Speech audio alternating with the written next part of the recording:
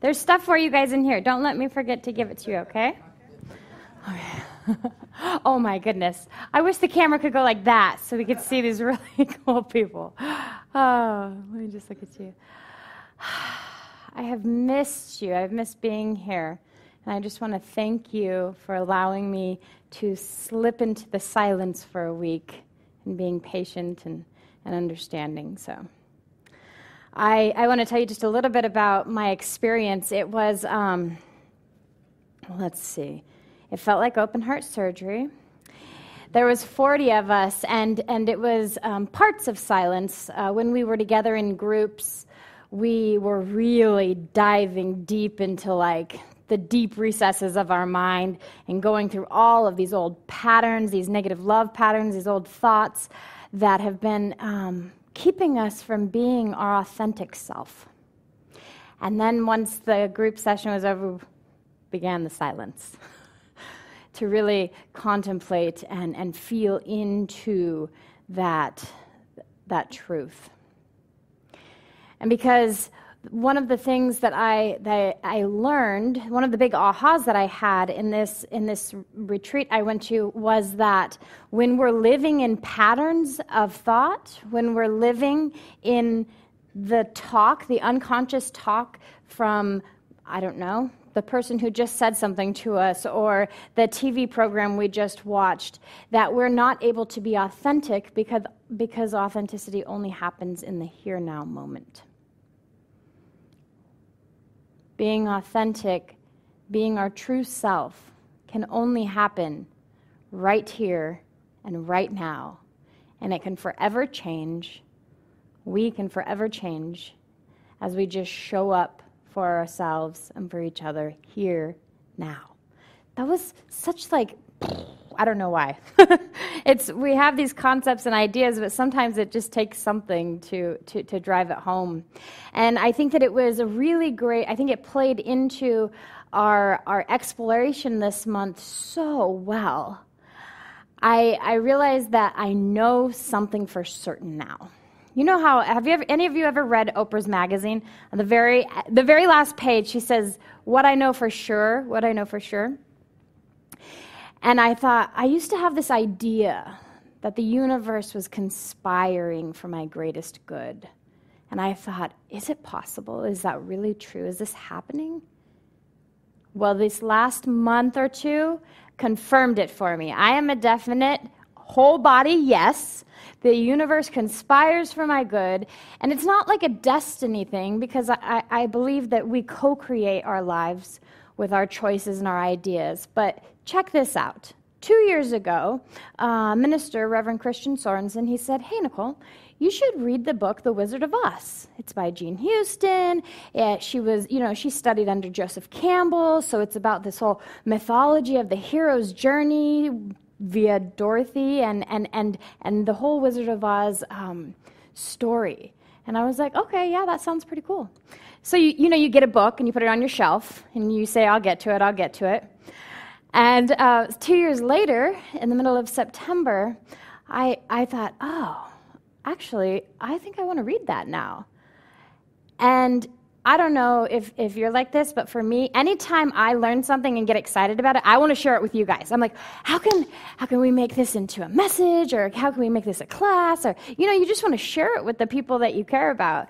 And so that was the intention for this month.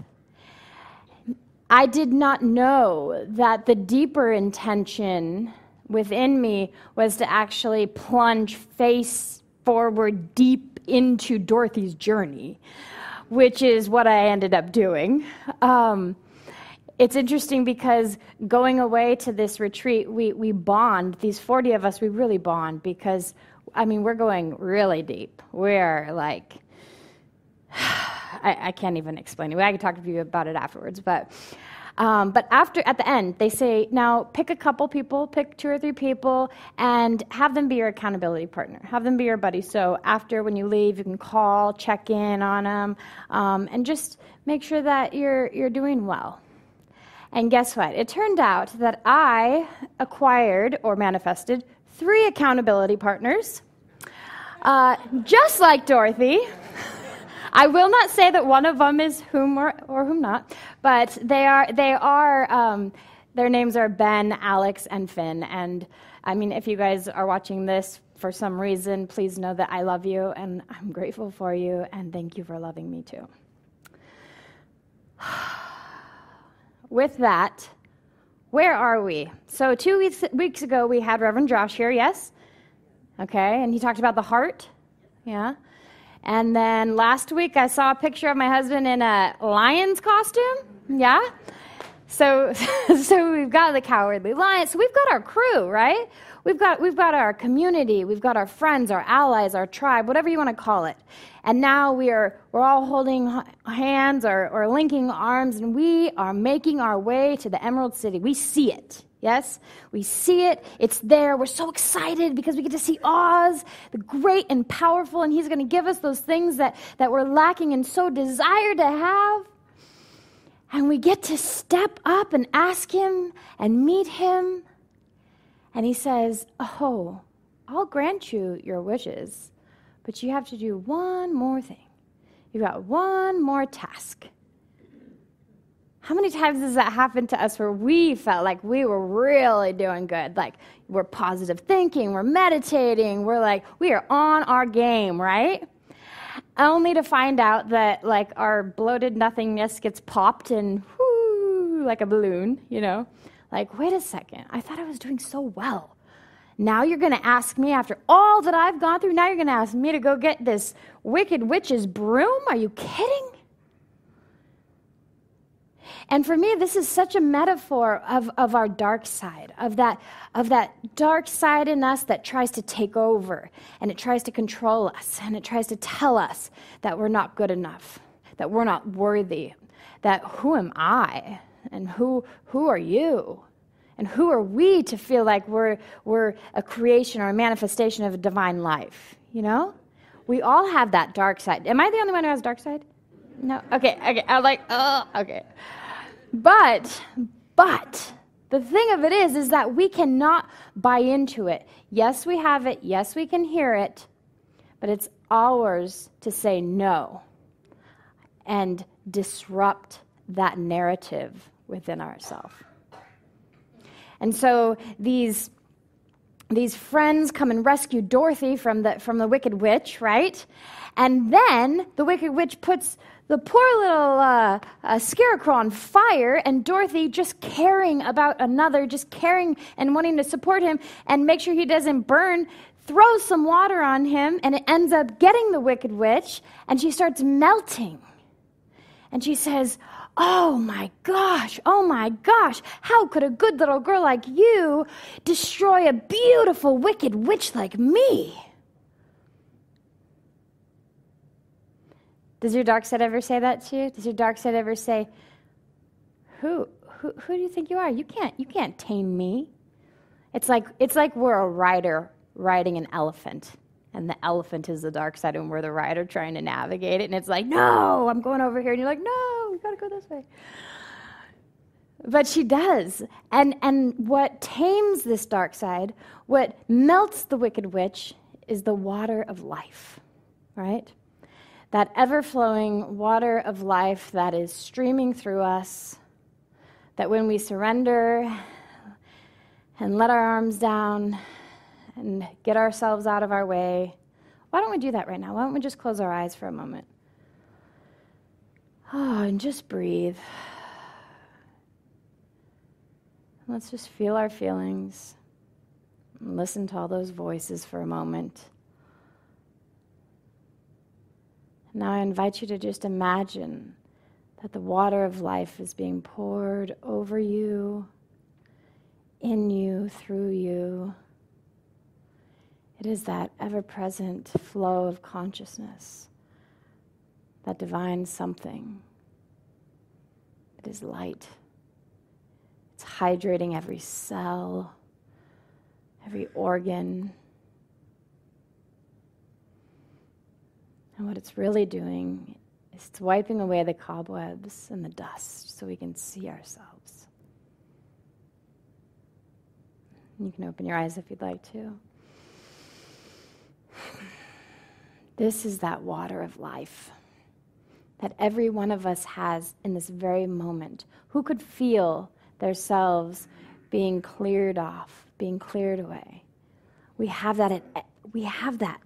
You had it right at this very moment. You have it with you forever and always. That is the healing power of the divine within each of us. And so we finally got this broom, right? We tamed our dark side. We've got our broom. We're taking it to the wizard, and now we're really going to get what we want. And so we lay it down, and we say, please, I need a heart. I need a brain. I need courage. I need to find my way home. And then Toto, our little spiritual guide, pulls the curtain on the great and powerful wizard and finds that he is just a man. He's just a man. And this is where Dorothy steps out of her small self and steps into her power and authority. And she finally speaks up. She's not that timid little girl from Kansas anymore. She speaks up and she says, "You are a very bad man." And he goes, "Oh, my dear, I'm not. I'm a very good man.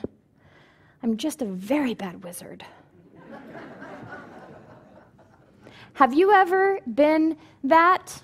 Maybe tried to be something other than who you are and then felt like a fraud? Or maybe you've been that person who was just really desiring for somebody else to come and fix you or help you? I mean, this is why we have like self-help books and gurus and spiritual teachers and churches and classes and oh my, right? And I don't think that there's anything wrong with any of that. What I know is that the power is within us, but what I also know is sometimes we need to take this hero's journey of pitfalls, of trees throwing apples at us, of falling asleep in the fields. We need to go through this and seek, and that triggers and activates that divine something that says, oh, they're ready. They're ready to start seeing themselves. And so that's when I feel like the universe is kind of churning, and then all of a sudden people show up and say things in just the right way that you've been hearing for years and years and years and just didn't get, and all of a sudden it's like, oh yeah, I get it. It's that intention and that belief and that desire to awaken to our true magnificence that is healing and revealing us. Not all the things, not all the stuff, but those are an avenue to get us there. And so the wizard is revealed to be just a man.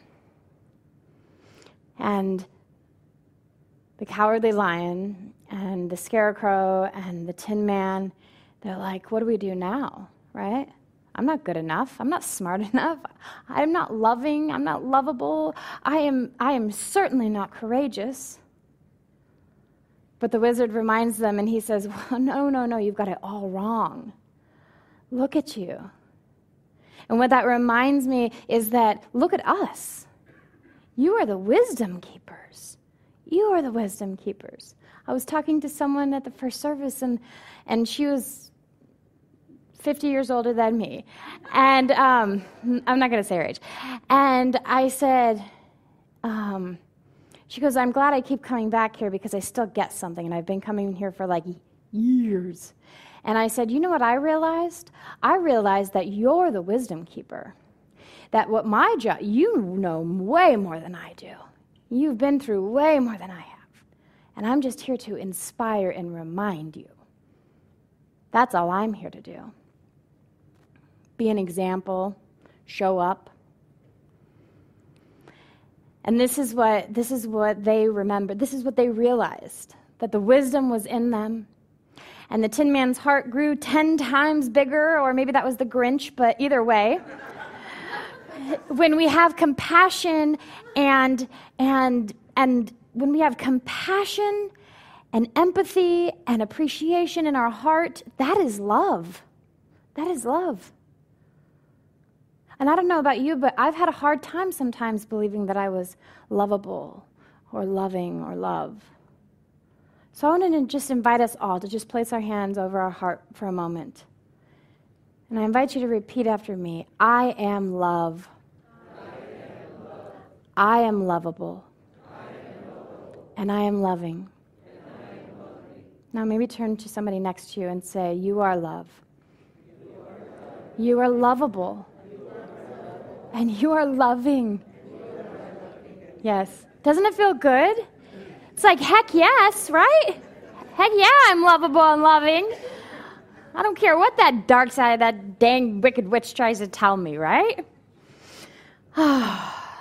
And this is the point when the great spiritual advisor comes in that glowing pink ball over there. And she comes and Dorothy's like, finally, can you help me get home? Like, we've come all this way. Can you finally help me? And Glenda says, you've been able to get back to Kansas this whole time. You've had the power all along. And the Scarecrow is not having it. He is sticking up for his family, you know, his new spiritual family. And he goes, well, why didn't you just tell her that in the beginning? And she goes, because she wouldn't have believed me. She had to figure it out for herself. She wouldn't have believed me if I told her. She wouldn't have believed me if I told her. So I'm telling you now, you can believe me or not, because I'll still be here next Sunday to remind you. And you'll be here to remind me that we do have the power for transformation. We have the power of the light and the life of the divine right here within us, right here around us. And because we are whole, because we are one, we can use each other lovingly to help remind us of that. To be an ally, to be a support when we forget. And so what I want to invite you, what I want to close this entire month with, this entire hero's journey, which, by the way, will never end. It is that upward spiral in consciousness that is a forever and forever. But for the end of our experience together with this, I want you to know that I see you. I want you to know that I believe that you are the wisdom keepers. I want you to know that I do love you. And I believe that you are lovable and loving. And as for courage, listen, I'm apprehensive all the time. But that doesn't mean that we're not courageous.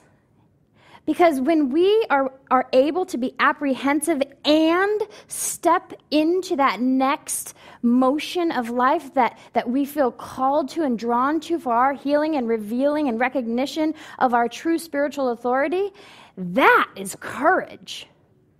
Even if we're crying and kicking our feet inwardly all the way there. That is courage. And so I just want to thank you and thank you and thank you and thank you and you and you and all. I want to thank you and thank you for walking side by side, shoulder to shoulder with me on this hero and heroine's journey. I really appreciate you and love you.